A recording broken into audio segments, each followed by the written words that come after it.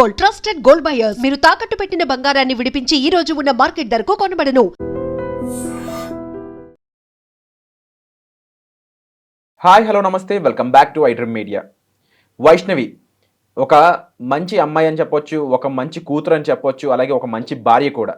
కానీ అలాంటి మంచి భార్యకి మాత్రం దొరికిన భర్త ఒక కసాయివాడు, ఒక కిరాతకుడు, ఒక దుర్మార్గుడు.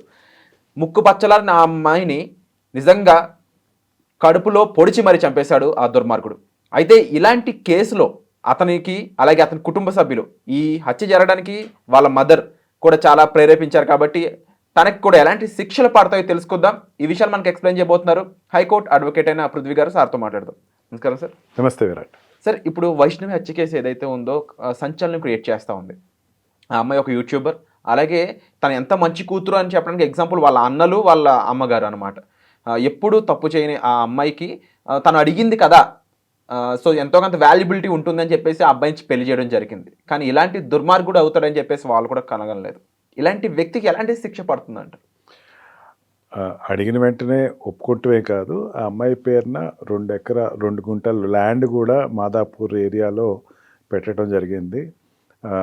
వాళ్ళు అతను హరిబాబు ఫస్ట్ నుంచి కూడా కట్నం తీసుకోలేదు అనేది మా ఇంట్లో ఒక లోటు కనపడుతుంది అని చెప్తే వెంటనే ఒక 2 గుంటలు ల్యాండ్ కొని ఆ అమ్మాయి పేరును పెట్టడం జరిగింది. వైష్ణవి వాళ్ళ పేరెంట్స్ వైజ్గా చూసుకుంటే వాళ్ళు ఫుల్ ప్లెడ్జ్గా వాళ్ళ ఏదైతే ఇవ్వాలో ఏదైతే చేయాలో అంతా కూడా వాళ్ళు చేశారు. First and foremost thing, love marriage చేసుకుంటాక వచ్చింది. వాళ్ళ ఇంట్లో ఒప్పుకోవాలి, హరిబాబు వాళ్ళ ఇంట్లో ఒప్పుకోవాలి. వీళ్ళ ఇంటికి వచ్చిన తర్వాత పెద్ద మనుషులు చేసుకుని మేము చేస్తామని చెప్పేసి చేసుకుని ఇల్లరికం కూడా తీసుకొచ్చి ఇంట్లో పెట్టుకుని, ఐ థింక్ వైష్ణవి కాకుండా 2 అన్నలు కూడా ఉన్నారు.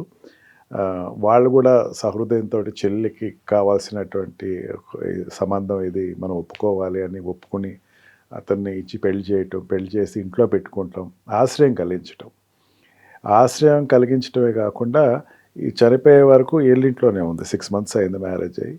ఎక్కడ కూడా వాళ్ళ ఇంటికి, వాళ్ళ అత్తగారింటికి వెళ్ళటం, అక్కడ వాళ్ళు తోటి ఉండాలి. యాక్చువల్ జనరల్గా ఏం చేస్తారంటే పెళ్ళైన తర్వాత అత్తగారింట్లో ఉంటారు, లేకపోతే సపరేట్ లైఫ్ ఉంటారు. అట్లా కాకుండా మొత్తం కూడా డిపెండెంట్ అనమాట. హరిబాబు కూడా వీళ్ళ ఇంట్లోనే ఉంటా, ఇక్కడి నుంచే తన ఆఫీస్కి వెళ్ళటం ఎంత చేస్తున్నాడంటే వాళ్ళు ఓపెన్నెస్ అర్థమైపోతుంది, వాళ్ళ తప్పు లేదు అన్నది మనం ఈజీగా గెస్ చేయొచ్చు. ఇప్పుడు 304B అన్నది ఈ వరకట్నపు చావులో జనరల్గా ఇస్తారు. అంటే ఎవరైనా సరే శిక్ష వేయాలి అన్నప్పుడు సస్పీషియస్ డెత్ అని చెప్పేసి అంటారు. సస్పీషియస్ డెత్ వితిన్ 7 years, పెళ్ళైన 7 సంవత్సరాల లోపల ఏదైనా అనుమానాస్పదంగా చనిపోయి ఉంటే కనుక దాన్ని వరకట్నపు చావు కింద ట్రీట్ చేసి దాన్ని ఒక 10 years పనిష్మెంట్ ఇవ్వటం అనేది ఆ సెక్షన్ ప్రొవిజన్లో ఉంది. ఇది అమెండ్ అయింది యాక్చువల్గా, ప్రీవియస్ లేదు. ఇదివరకు ప్రీవియస్ అంతా కూడా ఉంటే కనుక మర్డర్ కేసు అయి ఉండేది, లేకపోతే కనుక ఈ ఏదైనా అబెట్మెంట్ ఫర్ సూసైడ్ అయి ఉండాలి, లేకపోతే అబెట్మెంట్ ఫర్ మిగతా పారామీటర్స్ ఉండేది. అమెండ్ అయ్యి ఏమైందంటే 304B అన్నది ఇంట్రడ్యూస్ అయిన తర్వాత 7 సంవత్సరాల లోపల అంటే ఏదైనా డెత్ అయి ఉండొచ్చు, అది వరకట్నం కోసం అయినా ఉండొచ్చు. అంటే డెత్ సస్పీషియస్ అయితే సరిపోద్ది, అంతేగా చనిపోయినట్టు 100% సాక్ష్యాలు చూపించక్కల్లా. అంటే చంపేయడానికి కొన్ని కారణాలు ఉంటాయి. చంపేయడానికి కారణం ఏంటంటే మనకి ఇచ్చినటువంటి పినల్ కోడ్స్లో ఇచ్చిన రీజన్ ఏంటంటే క్లియర్ కట్ మోటివ్ ఉండాలి, ప్రిపరేషన్ ఉండాలి, అటెంప్ట్ ఉండాలి. అది అటెంప్ట్ కంప్లీట్ అవ్వాలి. ఆ మోటివ్ అన్నది ఏమవుతుంది, చంపాలన్నది మోటివ్ కాదు, ఏదో హింస పెడితే చనిపోయి ఉండొచ్చు. కానీ దాన్ని కూడా వరకట్నం హింస కింద తీసుకుని, వరకట్నపు చావు కింద తీసుకుని 304B అనేది పెట్టడం జరిగింది మన దాంట్లో. అంటే మీరు చెప్పే విషయం అర్థం చేసుకుని కొంచెం భయంకరంగా ఉంది. ఎందుకంటే చంపాలని ట్రై చేయలేదు, హింస పెట్టాలి అంటే టార్చర్ చేశాడు అమ్మాయి. అంటే ఒకటి వైష్ణవి కొంచెం పక్కన పెడతాం విరాట్, శిక్షలు అడుగుతున్నారు కాబట్టి చెప్తున్నా. జనరల్గా ఏంటంటే ఒక మర్డర్ కేసులో ఏంటంటే మర్డర్ ఎప్పుడవుతుందంటే చంపాలన్న ఉద్దేశంతో ఒక ప్రిపేర్ అయ్యి అటెంప్ట్ చేసి చంపేస్తే అది 100% మర్డర్ అవుతుంది. ఓకే, లేకపోతే దాని కల్పుల్ హోమ్సైడ్ అవుతుంది. అంటే ఏదో ఆవేశంగా ఆ టైంలో చేశారు, శిక్ష తగ్గిపోద్ది. అంటే మర్డర్ కేసు అయితే హ్యాంగింగ్ పనిష్మెంట్ ఉంటుంది, లైఫ్ ఇంప్రిజన్మెంట్ ఉంటుంది. లేకపోతే లైఫ్ ఇంప్రిజన్మెంట్ అయితే మాత్రమే ఉంటుంది. ఇంకా వేరియేషన్ తగ్గుతూ ఉంటుంది అనమాట. ఇప్పుడు ఆకలితో చంపేసేటువంటి కేసెస్ ఉంటాయి, కొంతమంది తిండి పెట్టకుండా ఇంట్లో పెట్టేయడం, దాని మళ్ళీ మర్డర్లోకి రాదు. అందుకని ఇవన్నిటిని ఆలోచించి ఏం చేశారంటే 7 సంవత్సరాల లోపల ఏ రకమైనది, ఇప్పుడు హ్యాంగింగ్ చేసుకుంటూ ఉంటారు, అమ్మాయి హ్యాంగ్ చేసుకుని చనిపోతుంది, ఎటువంటిది రాయదు అమ్మాయి, ఎటువంటి చీటీలు రాయకుండా సూసైడ్ చేసి చనిపోతున్నారు, లేకపోతే కిరోసిన్ పోస్ట్ చనిపోయింది అనుకుందాం. వాళ్ళు ఎల్బీస్ ఉండవు, అంటే దాంట్లో సాక్ష్యాలు దొరకవు, కానీ దానిని వరకట్నపు చావు కిందే తీసుకోవాలి అన్నది 304(b)లో ఇచ్చినటువంటి ఒక డిక్లేర్. అందుకని ఆ డిక్లమ్ గురించి చెప్పేటప్పుడు ఏంటంటే ఇది ఏదైనా వరకట్నం హింస అవుతుంది.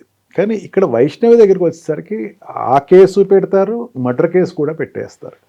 మర్డర్ కేసు ఎందుకు పెట్టారు, 302 డిఎస్పీ గారు మాట్లాడితే 302 కూడా పెట్టాను అని అన్నారు. మర్డర్ కేసు అనేది ఏంటంటే ఆ అమ్మాయిని కత్తి ఘాట్లు తల దగ్గర కడుపులో పొడిచినట్టు, అండ్ ఇక్కడ గోళ్ళు గొంతు పిసికి చంపేయటం, ఇదంతా క్లియర్ కట్గా వాళ్ళు primary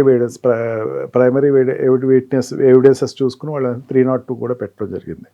face of the record ఇది మర్డర్ కేసే, డౌటే లేదు. And within 7 years of marriage, 7 సంవత్సరాల లోపల జరిగింది కాబట్టి 6 నెలలే కదా అయ్యింది.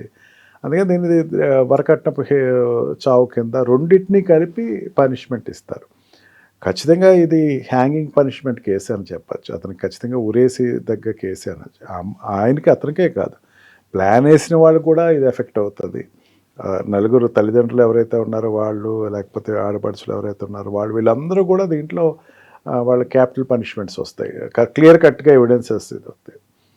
అది ఎంత దుర్మార్గం అంటే వాళ్ళ ఇంట్లో ఏదైనా చేశారంటే అనుకోవచ్చు, అమ్మాయి ఇంట్లోనే బహిరంగంగా అతను చంపాడంటే అతను సైకో ఇంటెన్షన్ అర్థమైపోతుంది ఇంట్లో విరాట్.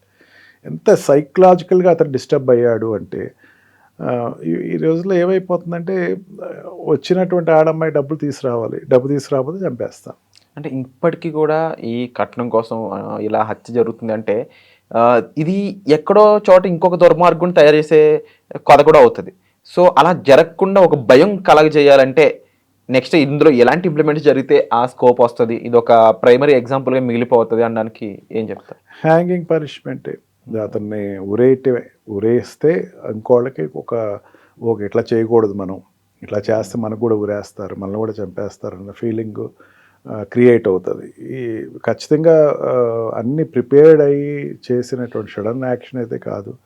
అతను కత్తి తీసుకెళ్ళి వంటగదిలో కత్తి తీసుకుని వెళ్ళి చంపేయాలనే ఉద్దేశంతో చేసి ఆవేశంగా అప్పటికప్పుడు నేను తీసుకున్న నిర్ణయం అయితే కాదు. ఆ అమ్మాయి వరకట్నం హింస జరుగుతూనే ఉంది. ఈ పెళ్ళయింది కానీ కట్నం, నువ్వు మంచి కట్నం వచ్చేది నువ్వైతే అని చెప్పేసి అంటావు, ఇవన్నీ ఖచ్చితంగా దీంట్లో అన్ని మోటివ్స్ అయితే ఉన్నాయి. హ్యాంగింగ్ పనిష్మెంట్ అంటే అతను గురేయటం అనేది మంచి సమాధానం. ఇటువంటి కేసులు ఇంకా జరగకుండా ఉంటే పునరావృతం కాకుండా జరుగుతాయి. మీరు చెప్పినట్టు తప్పకుండా మన న్యాయ వ్యవస్థ అలాంటి ఇమీడియట్ యాక్షన్ తీసుకోవాలని అయితే మనస్ఫూర్తిగా కోరుకుంటున్నాం సార్. ఎందుకంటే బయట జనాలు కూడా చాలా కోపంతో ఉన్నారు, ఇటువంటి వాటి మీద ఇంత డిలే చేయకూడదని చెప్పేసి. సో ఇప్పుడు సార్ చెప్పిన విషయాలు అయితే విన్నారు కదా. ఈ కేసు దర్యాప్తులో చూసుకున్నట్టు క్లియర్గా మేజర్గా ఇక్కడ జరిగిన ఇన్సిడెంట్స్, ఆ జరిగిన ప్రాసెస్ చూసుకున్నట్లయితే ఆ పనిష్మెంట్ కూడా చాలా సివియర్గా ఉండడానికి స్కోప్ ఎక్కువ ఉంది అని అంటూ ఉన్నారు. అండ్ తప్పకుండా ఈ కేసు ఒక ఎగ్జాంపుల్గా మారిపోవాలి, వాళ్ళకి వేసే శిక్ష కూడా మిగిలిన వాళ్ళు ఎలాంటి తప్పులు చేయాలంటే భయం కలిగించే విధంగా ఉండాలని నేను అనుకుంటున్నాను.